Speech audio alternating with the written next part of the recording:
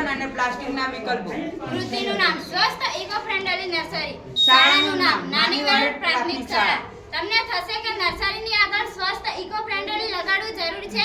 તો હા, તમને બધાને ખબર છે કે પર્યાવરણ સુરક્ષા તથા તેમને બચાવવા માટે વધારે ને વધારે છોડ કે વૃક્ષો ઉગાડવા જોઈએ. તમે કે અમે આપણે ક્યારેક ને ક્યારેક છોડ ઉગાડ્યા છે, પરંતુ તે છોડને તમે કોઈ વાર ધ્યાનથી જોયું? અને જો જોયું હોય તો જ્યારે આપણે છોડને નર્સરીમાંથી લાવીએ છીએ ત્યારે છોડને લાવવા અને લઈ જવા માટે પોલિથીન એટલે કે પ્લાસ્ટિકના કવરનો ઉપયોગ કરવામાં આવેલો હોય છે. પરંતુ આપણે જાણીએ છીએ કે પ્લાસ્ટિક એ પર્યાવરણ માટે ખૂબ જ હાનિકારક છે. એટલા માટે અમે આપણા ભારત દેશને green India plastic free India બનાવવા માટે આ બાયોડિગ્રેડેબલના કુંડા બનાવ્યા છે, જેથી સ્વસ્થ ઇકો ફ્રેન્ડલી નર્સરી બનાવી શકાય. વૈજ્ઞાનિક સિદ્ધાંત. પર્યાવરણને જાળવી રાખવા માટે આપણે પ્લાસ્ટિકનો વૈકલ્પિક ઉપયોગ કરી આ પ્રકારના બાયોડિગ્રેડેબલ પોટ બનાવી શકાય, જેમાં પ્લાસ્ટિકનો ઉપયોગ પણ ઓછો થશે અને પર્યાવરણની જાળવણી પણ થશે.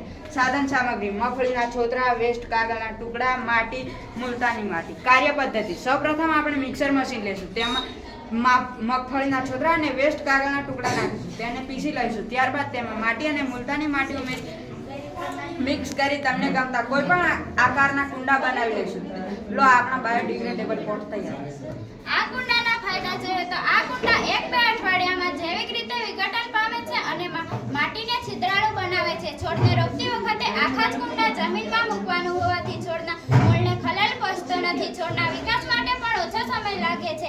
હાલમાં જ પર્યાવરણ અને પ્રકૃતિની સુરક્ષા સાથે ગ્લોબલ વોર્મિંગના પડકારો સામે મોટા પાયે વૃક્ષો વાવવા માટે આપણા વડાપ્રધાન નરેન્દ્ર મોદીની પ્રેરણાથી એક પેડ માં કે નામ અભિયાન શરૂ કરવામાં આવ્યું હતું. જે કાર્યક્રમ અંતર્ગત લાખોની સંખ્યામાં સ્કૂલો, ગામો અને શહેરોમાં વૃક્ષોનું વાવેતર કરવામાં આવ્યું હતું. જે વૃક્ષોના છોડ નર્સરીમાંથી લાવવામાં આવ્યા હતા જે વૃક્ષોના હેરફેર માટે પ્લાસ્ટિકનો ઉપયોગ થયેલ છે, જે પર્યાવરણ માટે ખૂબ જ હાનિકારક છે. પરંતુ નર્સરીમાં વપરાતા જ કુંડા બાયોડિગ્રેડેબલ હોય તો આપણે સ્વસ્થ ઇકો ફ્રેન્ડલી નર્સરી બનાવી શકાય.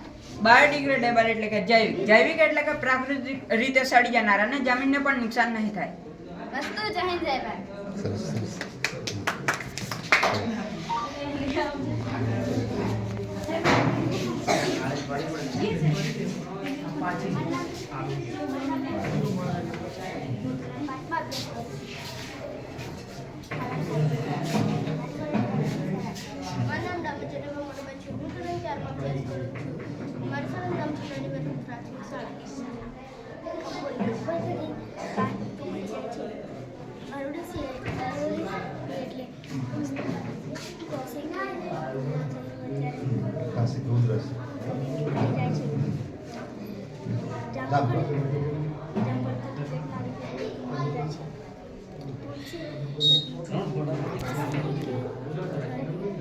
રસ બનાવીને પીવાનો ને?